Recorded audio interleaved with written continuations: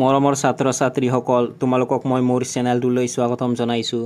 আজি মই তোমালোকৰ ক্লাছ 6ৰ হিন্দী পাঠ্যপুথিৰ পাঠ 11 প্ৰকৃতি কা সন্দেশ পাঠটোৰ প্ৰশ্নসমূহৰ উত্তৰসমূহ লৈ আহিছোঁ। গতিকে তোমালোকে ভিডিঅ'টো প্ৰথমৰ পৰা শেষলৈকে চাবা।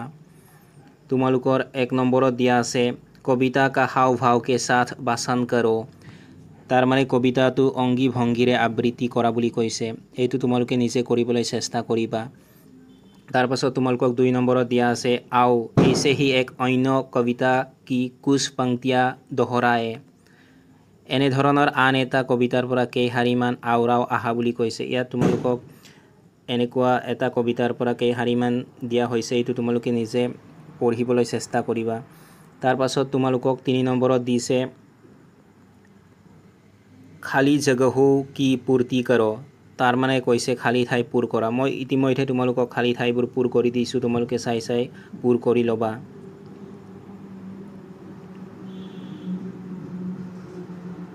তোমালোকক 4 নম্বৰত দিছে কবিতা কা ভাও সমঝো और উত্তৰ দো। তাৰ মানে কৈছে কবিতাটোৰ অৰ্থ বুজা আৰু উত্তৰ দিয়া। তোমালোকৰ ক নম্বৰ প্ৰশ্নটো হৈছে ऊंचाइयों को छूने का संदेश कौन देता है। তাৰ মানে উচ্চতাত উপনীত হোৱাৰ বাৰ্তা কোনে দিয়ে। তোমালোকে উত্তৰত লিখিবা পৰ্বত।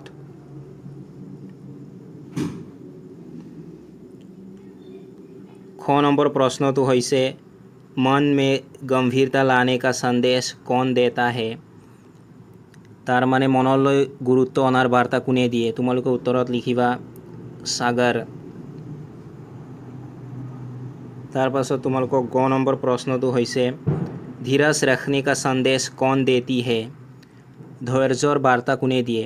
তোমালোকে উত্তৰত লিখিবা পৃথিৱী।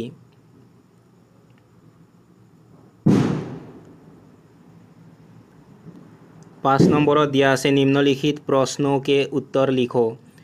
তলত দিয়া প্ৰশ্নবোৰৰ উত্তৰ লিখা। ক নম্বৰ প্ৰশ্নটো হৈছে प्रकृति का संदेश कविता के कवि कौन है। प्रकृति का संदेश কবিতাটোৰ কবি কোন হয়। তোমালোকে উত্তৰত লিখিবা শ্ৰী সোহনলাল দ্বিবেদী।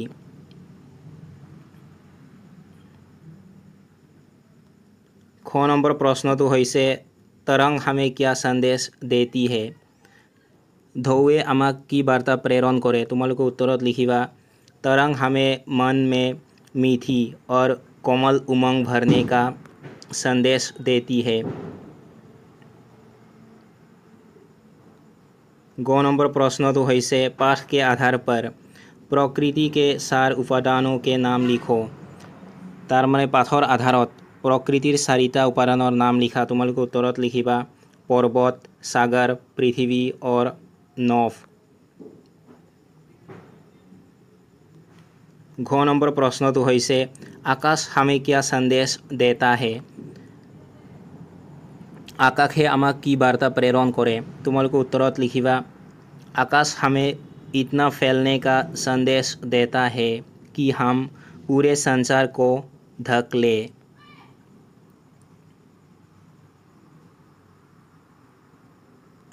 6 নম্বৰত দিয়া আছে आओ बातचीत करे।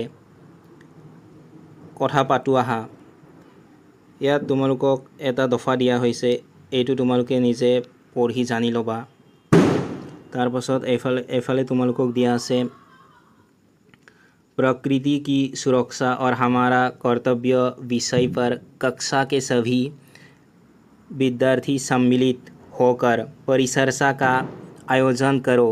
साथ ही अपने अपने विचार शिक्षक को बताओ। তাৰ মানে কৈছে প্ৰকৃতি ৰক্ষা কৰা আৰু আমাৰ কৰ্তব্য বিষয়ত শ্ৰেণীৰ সকলো ছাত্ৰ ছাত্ৰীৰ সৈতে আলোচনাৰ আয়োজন কৰি শিক্ষকৰ লগত তোমালোকৰ নিজৰ চিন্তাধাৰা ভাগ বতৰা কৰা। এইটো তোমালোকে নিজে কৰিবলৈ চেষ্টা কৰিবা। 7 নম্বৰত দিয়া আছে পঢ়ো সমঝো और লিখো। পঢ়া বুজা আৰু লিখা। ইয়াত তোমালোকক কেইটামান বিপৰীত লিংগ বুজোৱা শব্দ দিয়া হৈছে, যেনে বালক শব্দটোৰ বিপৰীত লিংগ বুজোৱা শব্দ হৈছে বালিকা। এই দুটা তোমালোকক লিখি দিয়া আছে। বাঘ শব্দটোৰ বিপৰীত লিংগ বুজোৱা শব্দ হ'ব বাঘিন। ঠিক তেনেকৈ গায়ক শব্দটোৰ বিপৰীত লিংগ বুজোৱা হ'ব গায়িকা। মালি শব্দটোৰ বিপৰীত লিংগ বুজোৱা শব্দ হ'ব মালিন। পাঠক শব্দটোৰ বিপৰীত লিংগ বুজোৱা শব্দ হ'ব পাঠিকা। তেলী শব্দটোৰ বিপৰীত লিংগ বুজোৱা শব্দ হ'ব তেলিন। নায়ক শব্দটোৰ বিপৰীত লিংগ বুজোৱা শব্দ হ'ব নায়িকা।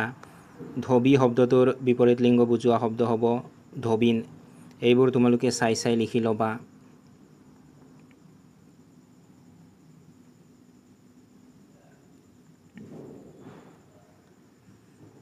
8 নম্বৰত দিয়া আছে आओ रेखा खींचकर समानार्थक शब्दों को मिलाए।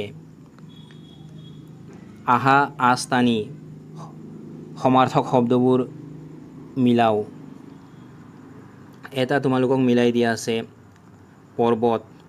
পৰ্বতটো তোমালোকক গিৰিৰ লগত মিলাই দিয়া হৈছে। শীষ শব্দটো তোমালোকে মিলাবা চিৰ এই শব্দটোৰ লগত। তাৰ পাছত তোমালোকক দিয়া আছে নভ শব্দটো তোমালোকে আকাশ এইটোৰ লগত মিলাই দিবা।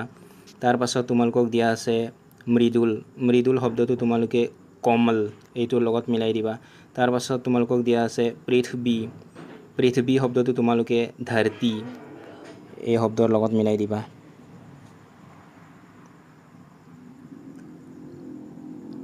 তাৰ পাছত তোমালোকক 9 নম্বৰত দিয়া আছে आओ पढ़े और समझे। আহা পঢ়ো আৰু বুজো। ইয়াত তোমালোকক কেইটামান বাক্য দিয়া হৈছে আৰু প্ৰতিটো বাক্যতে তোমালোকক কেইটামান শব্দ আন্ডাৰলাইন কৰা হৈছে। এই আন্ডাৰলাইন কৰা শব্দবোৰে নাম বুজায়। এই সকলোবোৰ হৈছে তোমাৰ বিশেষ্য পদ। অৰ্থাৎ ইয়াত কৈছে তোমালোক ऊपर के वाक्यों में रेखांकित शब्द नाम सूचित करते हैं। ये सभी संज्ञा शब्द है। तार माने কৈছে ওপৰৰ বাক্যবোৰত আন্ডাৰলাইন কৰা শব্দবোৰ নাম সূচায়। এই সকলোবোৰ বিশেষ্য পদ। ইয়াত তোমালোকক কৈছে ऐसे और 5 संज्ञा शब्द लिखो।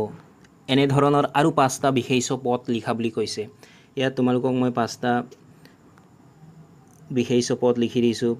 তোমালোকে লিখিবা ৰাম, দিল্লী, পুস্তক, মেচ, মিঠাচ। এইবোৰ তোমালোকে চাই চাই লিখি ল'বা।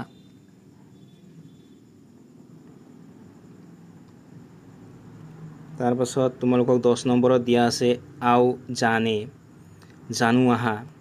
ইয়াত তোমালোকক দফা এটা দিয়া হৈছে। এই দফাটো তোমালোকে নিজে পঢ়ি ল'বা। ইয়াত তোমালোকক সৰ্বনাম অৰ্থাৎ সৰ্বনাম পদৰ বিষয়ে দিয়া আছে। সৰ্বনাম পদ মানে হৈছে সেইটো পদ যিটো পদ বিশেষ্যৰ সলনি ব্যৱহাৰ হয়। যেনে ৰামটো এটা বিশেষ্য পদ হয়। ৰামৰ ঠাইত যদি মই হি বা তেওঁ ব্যৱহাৰ কৰোঁ, হি বা তেওঁ শব্দটোৱে হ'ব সৰ্বনাম পদ। এইখিনি তোমালোকে নিজে পঢ়ি জানি ল'বা। ইয়াত তোমালোকক কৈছে কবিতা में आए निम्नलिखित सर्वनामों से एक वाक्य बनाओ। তাৰ মানে কৈছে তোমালোকক কবিতাটোৰ পৰা তলত দিয়া সৰ্বনাম ব্যৱহাৰ কৰি এটাকৈ বাক্য গঠন কৰা। ইয়াত যেনে তোমালোকক প্ৰথমতে ক নম্বৰত দিছে তুম শব্দটো ব্যৱহাৰ কৰি মই তোমালোকে এটা বাক্য লিখি দিছোঁ। তোমালোকে লিখিবা তুম কাহা যা ৰহে হো। তাৰ পাছত খ নম্বৰ শব্দটো হৈছে अपना শব্দটো ব্যৱহাৰ কৰি তোমালোকক মই এটা বাক্য লিখি দিছোঁ। তোমালোকে লিখিবা वो अपना काम कर रहा है।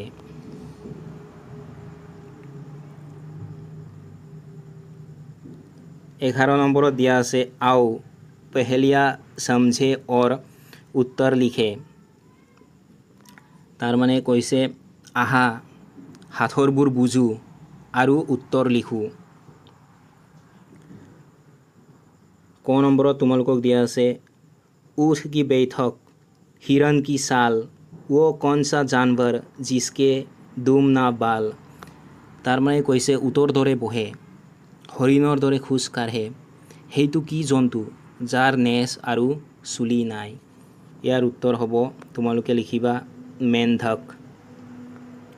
তাৰ পাছত ইয়াত কৈছে তোমালোকক খ নম্বৰত তাৰ পাছত তোমালোকক দিছে किसकी आँखें होती है पर देख नहीं सकता तार माने কৈছে কোনটো প্ৰাণীৰ চকু আছে কিন্তু দেখা নাপায়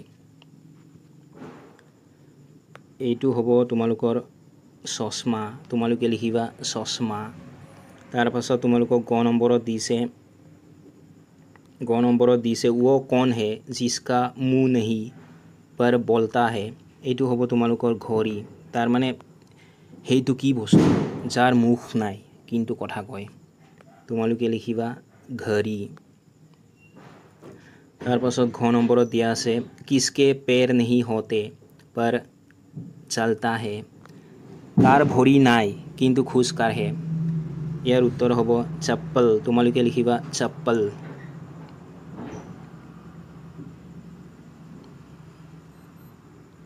12 নম্বৰত দিয়া আছে आओ ये भी करे आहा এইটো কৰো यह तुमको कैसे अपने आसपास की प्रकृति का निरीक्षण करके अपना अनुभव कक्षा में सुनाओ तार माने कैसे तुम्हार चौपाशर प्रकृति पर्यवेक्षण करा আৰু তোমাৰ অভিজ্ঞতা শ্ৰেণীত শুনোৱা এইটো তোমালোকে নিজে কৰিবলৈ চেষ্টা কৰিবা পৰীক্ষাৰ হোৱাৰ সম্ভাৱনা নাই তাৰ পাছত খ নম্বৰত দিয়া আছে प्रकृति पर आधारित 4 पंक्तियों की एक कविता लिखने का प्रयास करो तार माने কৈছে प्रकृतिर বিষয়ে 4 শাৰীৰ কবিতা লিখিবলৈ চেষ্টা কৰা এইটো তোমালোকে নিজে কৰিবলৈ চেষ্টা কৰিবা পৰীক্ষাৰ হোৱাৰ সম্ভাৱনা নাই তাৰ পাছত গ নম্বৰত দিছে তোমালোকক प्रकृति विषयक अन्य कविताओं का संग्रह कर कक्षा में सुनाओ तार माने কৈছে प्रकृतिर বিষয়ে आन आन कविता संग्रह কৰি শ্ৰেণীত আবৃত্তি কৰা বা শুনোৱা এইটো তোমালোকে নিজে কৰিবলৈ চেষ্টা কৰিবা তাৰ পাছত তোমালোকক 13 নম্বৰত দিয়া আছে आओ खेल खेल में सीखे आहा খেলৰ জৰিয়তে শিকো ইয়া তোমালোকক দিছে প্ৰথম শব্দটো দিছে তোমালোকক কলম যেনে কলম শব্দটোৰ শেষৰ বৰ্ণ ম শব্দটো ব্যৱহাৰ কৰি তাৰ পাছৰ শব্দটো লিখা হৈছে মকান ঠিক তেনেদৰে মকান শব্দটোৰ শেষৰ আখৰ ন শব্দটো ব্যৱহাৰ কৰি তাৰ পাছৰ শব্দ ন লিখা হৈছে তাৰ পাছত ঠিক তেনেকৈ নল শব্দটোৰ শেষৰ আখৰটো ব্যৱহাৰ কৰি তাৰ পাছৰ শব্দটো লিখা হৈছে লড়কা ঠিক তেনেকৈ লড়কা শব্দটোৰ শেষৰ আখৰটো ব্যৱহাৰ কৰি তাৰ পাছৰ শব্দটো লিখা হৈছে কাগজ ঠিক তেনেকৈ এই আৰ্হিত তোমালোকে ইয়াতো কিছুমান শব্দ লিখিবা মই তোমালোকক ইতিমধ্যে লিখি দিছো এইখিনি তোমালোকে চাই চাই লিখি লবা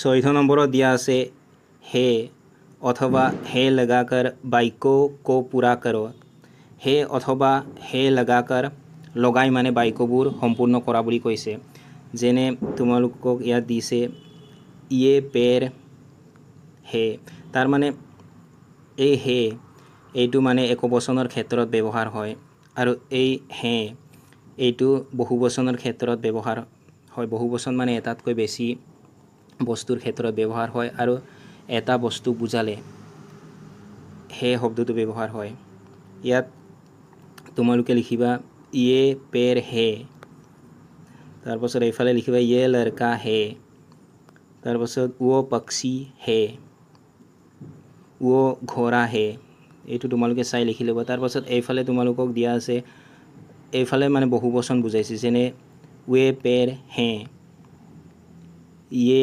लड़के हैं वे पक्षी हैं वे घोड़े हैं এইখিনি তোমালোকে চাই চাই লিখি লবা